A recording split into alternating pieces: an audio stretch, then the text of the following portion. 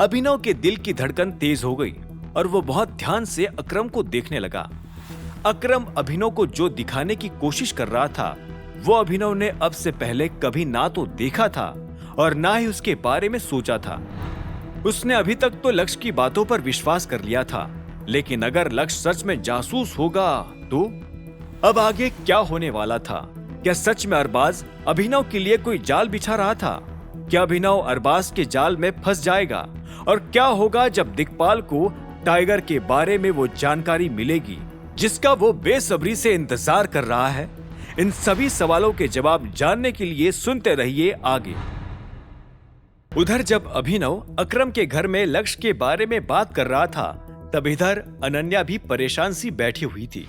उसे समझ नहीं आ रहा था कि उसे क्या करना चाहिए। अभिनव की बातें रह रहकर उसके कानों में गूंज रही थी।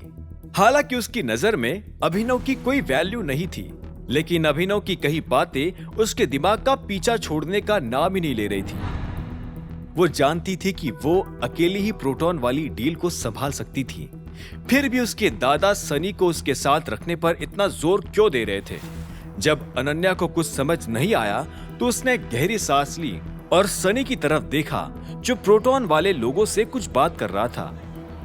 उनमें से एक कर्मचारी ने सनी से कहा, मीटिंग बस कुछ देर में शुरू होने ही वाली है, और वो सनी को अपने साथ मीटिंग रूम की तरफ ले जाने लगा।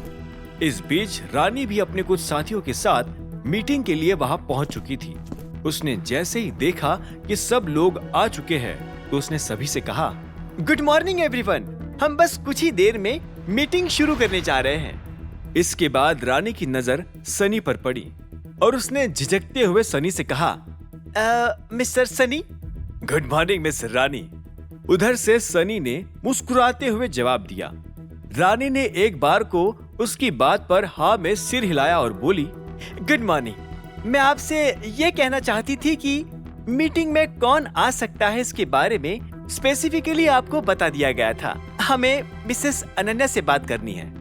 बिल्कुल, हमारी टीम की लीडर अनन्या सिंह ही है। मैं तो यहाँ बस as a part of representatives बनकर अब बैठा हूँ। अगर आपको इससे कोई दिक्कत ना हो तो हमें मीटिंग शुरू करनी चाहिए। सनी ने रानी की बात का जवाब देते हुए कहा। उसकी बात सुनते ही रानी अपनी जगह से खड़ी हुई और बोली, आई एम सॉरी, लेकिन ये नहीं हो पाएगा। हमें ये मीटिंग शुरू तो करनी है, लेकिन आपके बिना। रानी की ये बात सुनकर सनी के होश उड़ गए और उसने कहा, क्या?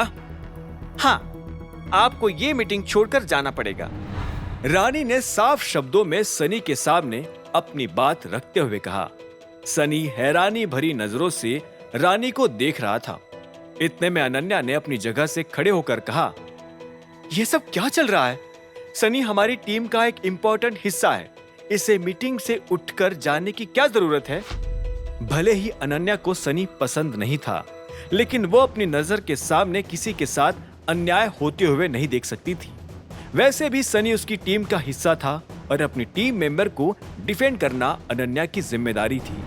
अनन्या के जवाब में रानी ने पलटकर जवाब दिया, अनन्या तुम सही कह रही हो, लेकिन हमने ये कॉन्ट्रैक्ट सिर्फ तुम्हारे साथ साइन किया है और हम ये भी चाहते हैं कि सनी इस टीम का हिस्सा ना रहे। अब इससे पहले कि अनन्या आगे कुछ कह पाती, सनी अनन्या की तरफ पलटा और उससे गुस्से से घूरते हुए बोला, ये सब तुम्हारा किया धरा है ना? ये सब तुमने किया है। जलती हो तो मुझसे, जलती हो।